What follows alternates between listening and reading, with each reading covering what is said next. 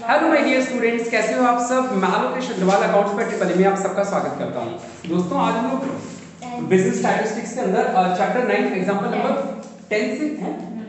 ये वाले कब हुए माइनस नहीं 7 कब हुआ बेटा? 7 तो हुआ ही नहीं। 7 हमने कवर किया। मैंने दिया था क्या? हां आपने दिया था। हो गया आप लोगों से 7? Very good.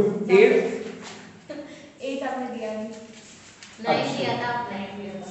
हां 9 हो गया क्या? हां वेरी गुड। 9 हो गया। बाकी सबका चैप्टर 9 की बात करो ना, एग्जांपल की बात करो, मैं आंसर की बात नहीं कर रहा।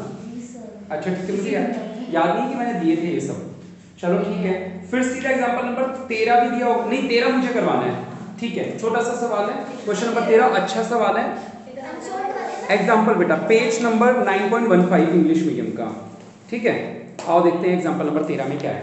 देखो बेटा आप लोगों को क्लास 9 की मैथ्स आज के सवाल करने के बाद है ना, 2 सवाल भी करने के बाद आपको क्लास 9 की मैथ्स वगैरह याद आ जाएगी। ठीक है, 9 10 में अपन क्या करते थे, इक्वेशन सॉल्व करते थे। a + b बराबर इतना, a - b बराबर इतना, पर दोनों को प्लस में करते थे।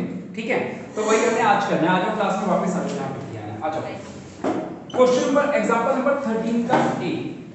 एग्जांपल नंबर 13 का देखो सवाल में क्या लिखा हुआ है। लिखा हुआ है कि द मीन वैल्यू इज 20.5। मजे की बात है, सवाल में ना मीन ऑलरेडी निकाल के बताया हुआ है। कितना है? 20.5।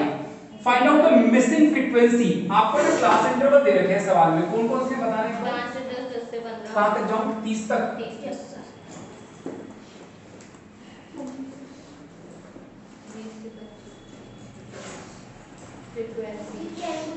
और फ्रीक्वेंसी कितनी बोलो?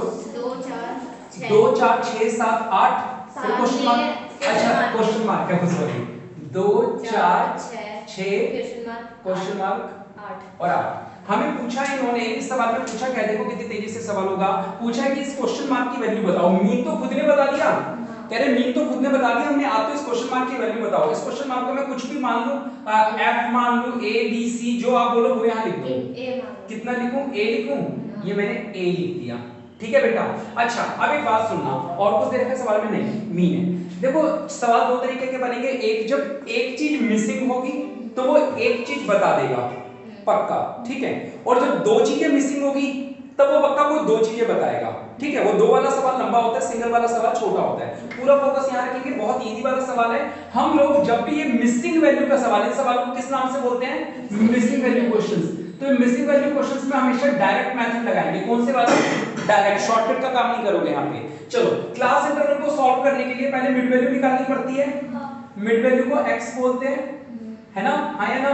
5 और 10 दोनों को जोड़ो, 15 15 को 2 से डिवाइड करो। 7.5 12.5 17.5 22.5 और बताओ समझ में आ रहा है नहीं आ रहा?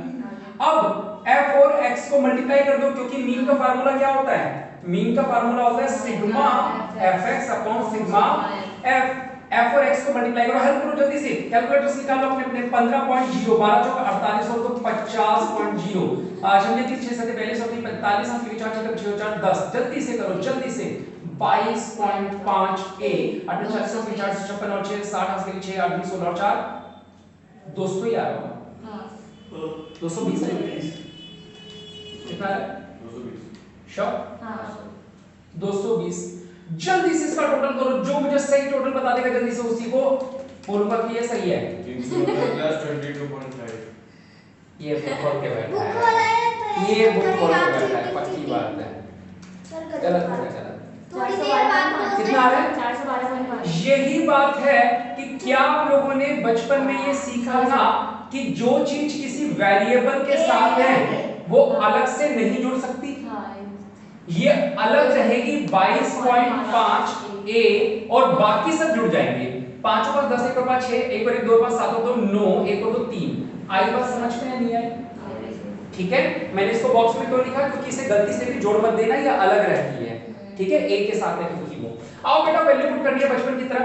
20.5 equals to sigma fx। Sigma अच्छा f का भी तो टोटल करो। 2 4 6 6 12 और 20 क्या लिखूंगा इसको? 20 प्लस a। तो ये ऊपर तो हो जाएगा 390 प्लस 22.5 a अपॉन 20 प्लस बेटा ये इधर जाके मल्टीप्लाई होगा तो ये पूरा अलग अलग मल्टीप्लाई होगा। 20 को 20.5 से करेंगे कितना हो जाएगा? जब बताओ जल्दी से। 2 5 10 2 2 4 410 प्लस 20.5 a आ रहा है समझ? इसको इससे किया ये लिख दिया, इसको इससे किया ये लिख दिया, इक्वल्स टू 390 प्लस 22.5 a। बेटा 390 इधर ले आओ, 410 माइनस 390, 22.5 a माइनस 20.5 a। बेटा ये कितना हुआ 20 और ये कितना हुआ 2a। तो कोई पूछे a कितना, तो आप कहोगे सर 20/2 यानी कि a की वैल्यू आ गई कितनी 10। आंसर मैच कर है ना आसान। बस करना कैसे है वो ट्रेंड समझ में आना चाहिए कि किस तरीके से करना है। सर सारी वैल्यूज जोड़ देंगे, इसको नहीं जोड़ेंगे, अलग रखेंगे इसको जोड़ते समय। ठीक है, क्लियर हो गया। आओ इसी का लेवल 2 देखते हैं, अगला सवाल। ठीक है, ऐसे मीन में है, मीडियम में भी आएगा बाद में इसी तरीके के सवाल। 13 का बी देखते हैं, 13 का बी। ये थोड़ा लेंथी क्वेश्चन लगेगा क्योंकि शायद इसमें दो मिसिंग होंगे। कह रहे missing value from the following information calculate the missing value. कितने मिसिंग है इसमें? अच्छा इस पर x मिसिंग है, इस पर x मिसिंग है, होमवर्क में दे रहा हूं, आप लोग सेम इसी पैटर्न से कर लेना। ठीक है, आपको ये डिस्क्रीट सीरीज दे रखी है बेटा, है ना? ये कौन सी सीरीज दे रखी है? x और f वाली। तो x वाले में एक x मिसिंग दिख रहा है, तो कोई फर्क नहीं पड़ता, आप नॉर्मल तरीके से करना। बोलो बोर्ड पे करवाऊंगा, आप कर लोगे प्रैक्टिस? आप लोग करते नहीं हो लेकिन? हां सर करते हैं, सारे क्वेश्चंस किए हमने एग्जाम पर। चलो चेक कर सकते हैं, दिखाओ। मैं आया नहीं तो हाँ अभी तो मैंने भी और अब आया नहीं था, पहले के आ जाओ। चलो बहुत बढ़िया, आगे चलो जल्दी से। एक सिंगल मिसिंग का ही सवाल आया, डबल मिसिंग का नहीं आया इसके अंदर। चलो कोई बात नहीं, अगला टॉपिक आ जाओ अब हमारा एग्जांपल नंबर 15 पे आ जाओ। किस पे आओगे? Example number 15। ठीक है, आओ। Calculate weighted mean. अरे सर ये क्या आ गया? क्वेश्चन नंबर कौन सा है? 15। कह रहे सर एक बीच में कंबाइंड मीन रह गया ना अपना सर? 14 रह गया। अच्छा नहीं लग रहा मिस्टेक है। नहीं ऐसा कुछ नहीं है। कंबाइंड मीन में आप लोगों को बता दूं एक बार क्या होता है। चलो क्वेश्चन नंबर 14 में है ना कंबाइंड मीन पूछा होगा शायद। देखो कंबाइंड मीन का मतलब क्या होता है पहले ये बता देता हूं। ठीक है, mean of data 1 and 2, mean of data 1 and 2। तो कई बच्चे इसको सोचते क्या, मैं थोड़ी देर के लिए एग्जांपल दे देता हूं। 10th में कितने पेपर में मार्क्स आए थे, कितने सब्जेक्ट्स में? और 10th में 6 में थे। मान लो 10th में भी 5 में थे और 12th में भी 5 में थे। कितना एवरेज आया था 10th का? 10th का मेरे परसेंटेज, हाँ कुछ भी बोल दो जल्दी से। 70 और 12th का 69 या 60 बोल देते हैं या 80 बोल देते हैं। तो 80 बोल देंगे तो आप लोग जल्दीबाजी में एवरेज क्या बोलोगे इसका कि 2 साल में एवरेज क्या आया? 60 सॉरी 70 था पहले और 80। तो 70 और 80 150 को 2 से डिवाइड करके क्या बोल दोगे? 75। ये गलत है। अच्छा मान लो 11th में 6 सब्जेक्ट, 10th में 6 सब्जेक्ट थे, 12th में 5। इसने जो 10th की जो मुझे एवरेज बताई वो 6 सब्जेक्ट की निकाली हुई थी। वो कितने सब्जेक्ट की निकाली हुई थी? 6 सब्जेक्ट में 70% नंबर थे, 70 एवरेज बोल देते हैं। और 5 सब्जेक्ट में 12th क्लास में कितने एवरेज थे इसके? 80। तो अगर आप एवरेज निकालो तो आप क्या बोल दोगे? फिर से आपका जवाब वही आएगा सर 70 और 80 दोनों को जोड़ो 150 को 2 से डिवाइड करो, यानी इसका 10th और 12th का एवरेज निकाला जाए तो 75 आ रहा है। दोनों सवालों में आपका जवाब क्या आया? 75। जब इसके दोनों सब जगह सब्जेक्ट 5-5 माने तो भी आप बोल रहे हो 75 है, और जब दोनों जगह 6-6 माने तब भी क्या बोल रहे हो? 75 है। गलत बोल रहे हो। आओ जरा देखते हैं कंबाइंड मीन कैसे निकलता है। आप लोगों को ऐसा लगता है कि पहले मीन के आंसर को और दूसरे मीन के आंसर को जोड़ के 2 से डिवाइड कर दिया जाए तो दोनों का एवरेज निकल आएगा। हाँ, कंबाइंड एवरेज या कंबाइंड मीन का मीनिंग क्या हुआ? पहला एवरेज दूसरा एवरेज दोनों को जोड़ो 2 से डिवाइड कर दो। मन में तो यही आ रहा है, ये मैं जानबूझ के बोर्ड पे लिख रहा हूं क्योंकि बच्चों के मन में ऐसा आता है जो कि ये गलत होता है। ठीक है, तो कंबाइंड मीन का राइट फार्मूला क्या होता है बेटा? सुनना जरा, इसका राइट फार्मूला होता है बेटा मीन ऑफ 1 इंटू n1। ठीक है, या इसको ऐसे लिख दो n1 into mean of 1 plus n2 into mean of 2 upon n1 plus n2। ठीक है, अब ये क्या चीज है सर? n क्या होता है? n होता है नंबर ऑफ सब्जेक्ट या नंबर ऑफ डाटा। थोड़ी देर के लिए मैं मान के चलता हूं कि इसके 10th क्लास में 5 सब्जेक्ट थे और एवरेज इसने कितना बताया था मुझे? 70। और 12th क्लास में 5 सब्जेक्ट थे ठीक है, और इसने डाटा कितना बताया था मुझे 80 एवरेज, हाँ या ना। तो आप लोगों ने 75 कैसे निकाला, आप लोगों ने ये वाला निकाला 70 प्लस 80 डिवाइड बाय 2 कितना आया। आओ जरा इस फार्मूले से निकालते हैं। N1 का मतलब पहले साल में टोटल मार्क्स कितने आए, 5 × 70। 10th क्लास में इसके टोटल मार्क्स कितने होंगे, 5 × 70, और 12th क्लास में इसके टोटल मार्क्स कितने होंगे, 5 × 80। N1 N2 ये आ रहा है, N1 ये N2, ठीक है। N2 इंटू मीन टू, जितने सब्जेक्ट थे इंटू जो एवरेज था, और डिवाइड कर दोगे किससे, 5 + 5। पहली बार भी 5 सब्जेक्ट थे, दूसरी बार भी 5 सब्जेक्ट थे। टोटल करो 350 और 400 डिवाइड बाय 10, यानी आ गया 75। आप कहोगे सर सही तो है, लेकिन आओ जरा सवाल को चेंज करते हैं और इस बार N1 को क्या कर देते हैं 6 और N2 रखते हैं वही 5 जो रियल डाटा था इसका। 10th क्लास में मीन कितना था 70, और 12th क्लास में मीन कितना था 80। अब जरा आंसर निकालो। आप लोगों का ये वाला टॉपिक तो अभी भी यही रह रहा है, ठीक है। अब ये वाला टॉपिक देखना, N1 यानी कि 6 सब्जेक्ट में अगर मैं 70 नंबर लाऊं तो 420 नंबर आए होंगे। अगर मैं 5 सब्जेक्ट में 80 नंबर लाऊं तो 400 नंबर आए होंगे। इन दोनों को डिवाइड करूंगा, कितने सब्जेक्ट के मार्क्स हैं ये टोटल जो मार्क्स है ये कितने सब्जेक्ट के हैं 11। अब जरा सॉल्व करो 820 डिवाइड बाय 11 और मुझे आंसर बताओ। 74.5। बताओ जो हमने सोचा था वो सही था या गलत था, गलत था, ठीक है। यानी ये वाला टॉपिक नहीं लगाते, जब भी कंबाइंड में पूछा हो तो ऐसे लगाते हैं। और ये N1 X1 है क्या, यहाँ पे हम बोल सकते हैं where N1 mean 1 equals to sigma X1। क्यों, ये बात भी समझना चाहोगे, वैसे सवाल है नहीं इस टॉपिक पे ज्यादा। जरा एक बात बताओ, मीन का फार्मूला क्या होता है, सिग्मा x/n। तो अगर मैं इस n को इधर लाके मल्टीप्लाई कर दूं तो ये सिग्मा x के बराबर नहीं हो जाएगा। और सिग्मा x का मतलब क्या होता है, टोटल मार्क्स। सिग्मा x का मीनिंग क्या होता है, टोटल मार्क्स। आ रहा है समझ। N1 into mean 1 equals to sigma x1, यानी आपके जो टोटल मार्क्स आए थे वो। क्लियर है, श्योर। नहीं समझ में आया तो कोई बात नहीं, ये फार्मूला याद करना, इतना से याद करना, ठीक है। मैंने तो कॉन्सेप्ट समझाने की कोशिश करी है, कॉन्सेप्ट आया समझ में तो बहुत अच्छी बात। अरे क्यों, ये मिटा दो राइट वाला, या घर पे देखना हो तो देख लेना, ठीक है। आओ तो ये हमारा फार्मूला है एग्जांपल नंबर 14 पे जो एप्लीकेबल होगा। आओ तेजी से देखते हैं। लिखा है the mean salary received by all employees of a firm was 10,000। कह रहे हैं मीन 1 कितना था 10,000। The mean salary of male employees was 10,400। ये तो सारे एम्प्लॉइज की थी, ऑल एम्प्लॉइज। कह रहे मीन ऑफ मेल एम्प्लॉइज कितने थे, मेल फीमेल दोनों होते हैं, 10,400। 10,400 मेल वालों का था, and that of female employees 8,400। और जबकि फीमेल का बोला जाए तो कितना था 8,400। उसके बाद determine the percentage of male and female employees of the firm, यानी आपको N1 N2 मानना है, पता लगाना है इसमें, ठीक है। थोड़ा सा ट्रिकी है बाद में। पहली बात तो ये कि क्या इन दोनों का जो एवरेज होगा वो ये होगा, हाँ या ना। तो आप फार्मूला लगाते हैं, क्योंकि mean of all employees, all का मतलब मेल एंड फीमेल बोथ, बराबर क्या होना चाहिए n of male, number of male into mean of male plus number of female into mean of female upon में number of male plus number of female, हाँ या ना। ये वैल्यू कितनी है 10,000। ये NM और मीन M कितना है 10,400। तो मैं इसको ऐसे लिख दूं 10,400 number of man plus 8,400 number of female upon number of male plus number of female.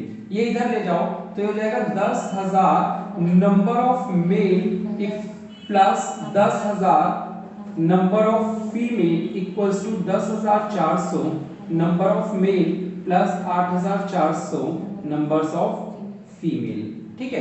Mail mail एक तरफ ले आओ, उधर ले जाते हैं, फीमेल फीमेल एक तरफ रख लेते हैं। 10,000 number of female minus 8,400 number of female is equals to 10,400 number of male minus 10,000 number of mail.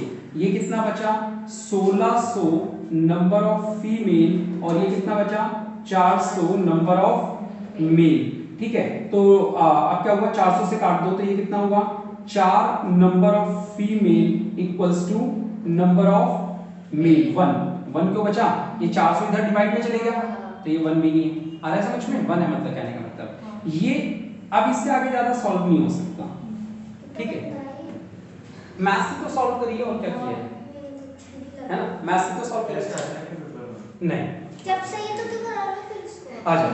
अब ये लेकिन अभी आंसर नहीं आया। क्या सवाल में ये बताया था कि टोटल लोग हैं कितने, नहीं सवाल में परसेंटेज पूछी थी। क्या पूछी थी दोबारा पूछो, determine the percentage of male and female employees of the firm.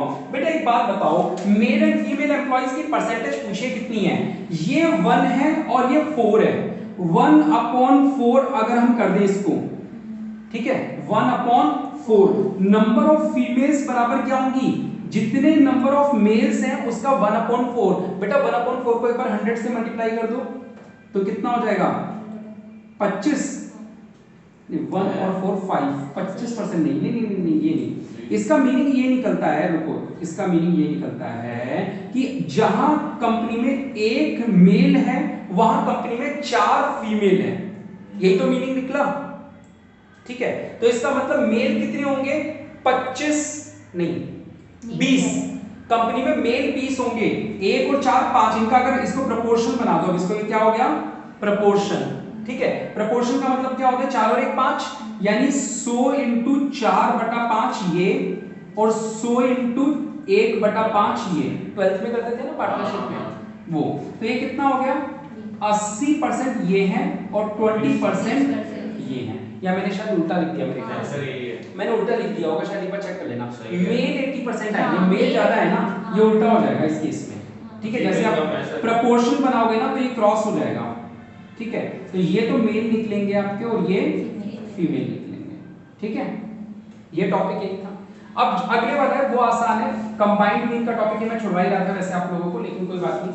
अच्छा, तो ये बात पता चल गई फार्मूला कंबाइंड मीन। ठीक है, आ जाए आगे सीखते हैं। ये एक्चुअली अभी काम नहीं आता, जब आप बाद में कभी कोई कॉम्पिटिटिव एग्जाम्स वगैरह देते हो ना, बैंक पीओ वगैरह कोई भी चीज ऐसे देते हो जहां मैथ्स होती है, जहां स्टैटिस्टिक्स होती है छोटी मोटी, वहां पे कंबाइंड मीन पक्का होता है उसके अंदर छोटी मोटी जगहों पे। आओ 1 नंबर के जहां सवाल बनते हैं ना, क्वेश्चन नंबर 15 पे चलते हैं। क्या बेटा नंबर वैसे भी जोड़ नहीं, अरे गवर्नमेंट जॉब में 1 नंबर का सवाल जोड़ देते हैं। हां, क्वेश्चन नंबर कौन सा है, एग्जांपल नंबर 15। देखो बेटा इस सवाल में लिखा है कैलकुलेट वेटेड मीन। बेटा वेटेड मीन पूछा है, क्या वेटेड मीन सर ये तो आपने भी सिखाया ही नहीं। बेटा वेटेड मीन कुछ भी नहीं होता जहां f फ्रीक्वेंसी का नाम होता है, बस फ्रीक्वेंसी का f हटा के वहां पे क्या लगा दो w लगा दो बस। तो यानी कि वेटेड मीन किसको बोलेंगे, sigma wx upon sigma w। ठीक है, x होता है क्या नीचे कभी देख के बोलो सब कहां है WS अरे वो टाइपिंग है, हम इसमें भी x लिखा हुआ है, एरर है एरर है। अरे आंसर में x लिखा हुआ है, उसमें एरर होगा। अच्छा देख के बोल रहा है, उसने ऊपर का फार्मूला नहीं पढ़ा, नीचे का वो देख लिया उसने, है ना, वो नीचे प्रिंटिंग एरर है आंसर में। तो आंसर मत देखा करो बेटा, जब आप सॉल्व कर रहे हैं कम से कम तब तो बिल्कुल मत देखा करो। 4 पे देखो तो अब सवाल देखो क्या है, सवाल में x दे रखा है, अब ये करवाने की जरूरत है क्या नहीं। सवाल में x दे रखा है 80 70 65 80 70 65 15 क्वेश्चन देख रहे हैं 60 75 55 60 75 55 हो सकता है कोई एडिशन का फर्क हो, मैं अभी चेक कर देता हूँ। 50 और 85 उसके पास ज्यादा पुराना एडिशन है, उसके में हो सकता है ना, है ना, हाँ उसके में हो सकता है ना हो। आ जाओ, उसके बाद वेट दे रखे हैं सवाल में, w दे रखे हैं सवाल में 2 3 5 10 6 8 2 3 5 10 6 8 15 1 8 15 1। देखो बेटा ये आरयू 2017 में आया हुआ सवाल है, ये कब आया हुआ है बेटा, आरयू 2017 में आया हुआ सवाल है, तो 17 से पुराने एडिशन में कैसे मिलेगा, मिलेगा ही नहीं। 17 ही है मेरा। हाँ तो 17 वाले में कैसे मिलेगा, पेपर में आया 17 में। तो चलो देन बोर्ड पे आ गया सवाल पूरा, वेटेड मीन पूछा हुआ है, क्या करोगे, इसको बस f मान लो, तो क्या करोगे wh निकाल लोगे, हो जाएगा सवाल सॉल्व।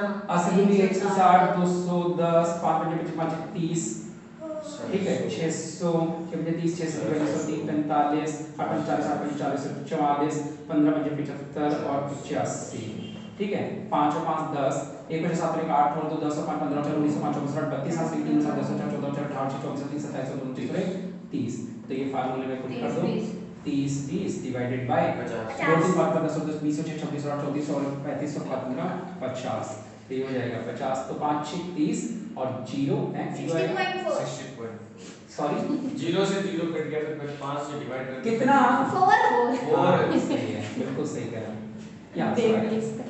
ठीक है ये आंसर क्वेश्चन करो सर रहने दो वो भी क्लास आप बताए वो मेरे से बेहतर चलो लग रहे कुछ क्वेश्चन होमवर्क में देता हूं कि 18 वगैरह काट दो 5 मिनट बचे हैं 19 से 5 30 मिनट बची हैं चॉकलेट लिया चलो इसके बाद अब मीडियन चालू हो जाएगा आप लोगों को इसके बाद मीडियन है ठीक है तो इनमें से कोई भी सवाल नहीं करना जो है मैं अनसोल्ड में से कुछ क्वेश्चन देता हूं ये बताओ लेस देन मोर देन वाले सवाल गायब कहां हो गए करवा दिए थे क्या मैंने हां सब करवा दिया सर हां पक्का हां कब करवा मुझे तो याद ही नहीं आ रहा हमने सर आपको याद नहीं है चलो अनसोल्ड क्वेश्चंस पे आ जाओ फिर होमवर्क के 13 तक कर लिए मैं है ना सब लोगों की किसी दिन कॉपी चेक करूंगा 16 तारीख को बैठ के कॉपी चेक करूंगा हां सर अभी ये चेक करवा करवा दे सर कर लेना रोल नंबर से रोल नंबर 1 हासिल करियो हो गया पूरा फिर आरती बेटा स्टैट वाला लाइटली मतलब तो कि आगे जाके चैप्टर्स में दिक्कत आ जाएगी फिर अगर अभी लाइटली नहीं गया तो सर आप सही हां से चेक करो अपने आप सही बोल रहे क्वेश्चन नंबर 12 हो गया या नहीं हुआ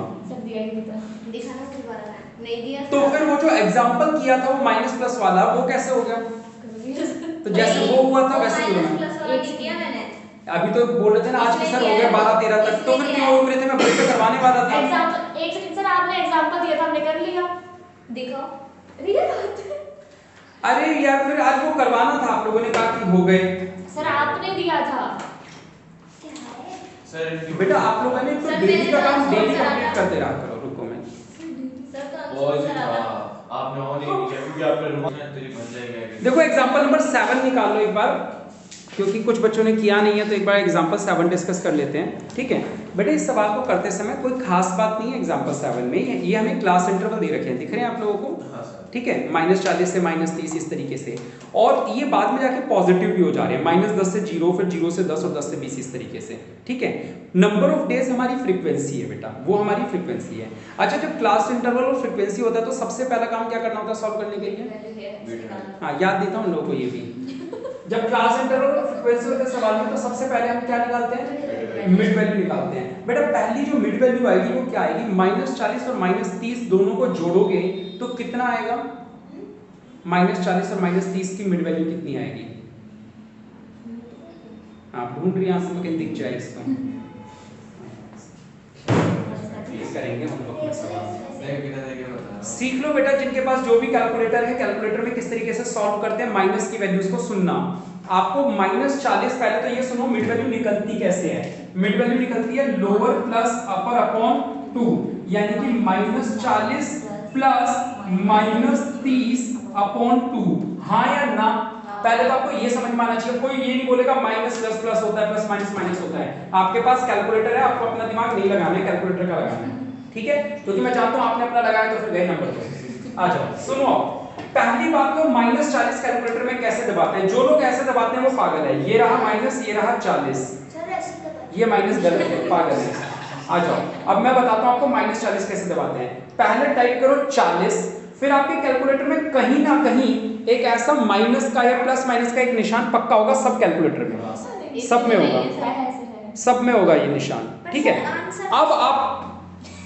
अब आप इस कैलकुलेटर में ये दबाएंगे तो ये देखिए माइनस का 40 आ गया आया समझ में सभी को अभी ये टाइप किया है आपने अब आपको प्लस का निशान टाइप करना है ये रहा प्लस कर दिया टाइप अब आपको क्या टाइप करना है माइनस का 30 कैसे करोगे ये निशान पहले नहीं दबाओगे पहले 30 दबाओगे फिर ये निशान दबाओगे तो देखो ये माइनस का 30 हो गया ठीक है अब ये दोनों का आंसर चाहिए इक्वल्स टू तो इक्वल्स टू दबाओगे अब डिवाइड करोगे 2 से डिवाइड बाय 2 तो ये हो जाएगा आपका माइनस का 35 क्या सर मैंने वैसे ही किया था तो भी 35 आया माइनस क्या टाइप किया था मुझे बताओ वो जो आप वो पहले बोल देते ना कि करो दोबारा करो क्या था पहले 40 नहीं रुको -40 माइनस 40 -40 फिर क्या था प्लस प्लस -30 प्लस माइनस 30। हाँ divide by 2 is equal to हाँ सर आता है। इसका तुक्का लग गया सर वो पता नहीं सर ये ऐड ठीक है। अच्छा बताते हैं जब है ना लाइव चल रहा है ना तो बेइज्जती नहीं करते आपने कर लिया क्या ठीक है। आया सबको समझ में? माइनस का निशान प्रेस कैसे करते हैं कैलकुलेटर पे? अब ये सवाल आपका मिड वैल्यूज कुछ तो नेगेटिव में आ जाएंगी, जैसे कि -35 -25 -10, कुछ पॉजिटिव में आ जाएंगी। आपको टेंशन नहीं लेनी है, आप नॉर्मली मल्टीप्लाई कर करके लिखो और फिर माइनस और प्लस का नॉर्मल जैसे सॉल्व करते हैं, बस कैलकुलेशन करते समय साइन टाइप करने में गलती मत कर देना, तो ठीक सर है? इसका तो आंसर ही उसमें आ रहा है बेटा इनका आंसर आप मत देखा करो, आप खुद सॉल्व किया करो, आपको जो भी करना है। मैं इतनी बार इसलिए बोलता हूँ, इन्होंने स्टेप डेविएशन से किया। हाँ मैं तो कह रहा हूँ इनके आंसर देखो मत, आप अपने तरीके से सॉल्व करो, फाइनल आंसर मैच कर लो कि आपका जो आया और इनका जो आया वो सेम है या नहीं। आप लोग कभी इनका आंसर देखा ही नहीं। सारे क्वेश्चन सॉर्टेड मेथड से करने हैं। हाँ। ओके मैम ठीक है, चलो आज के लिए इतना ही। कैसे रही क्लास, लाइक और कमेंट करके जरूर बताएं। वैसे वीडियो ब्लर आ रही है, शायद काफी कुछ दिख नहीं रहा है, पर कोई बात नहीं, चलिए ठीक है। बहुत बहुत शुक्रिया। जय हिंद, जय भारत।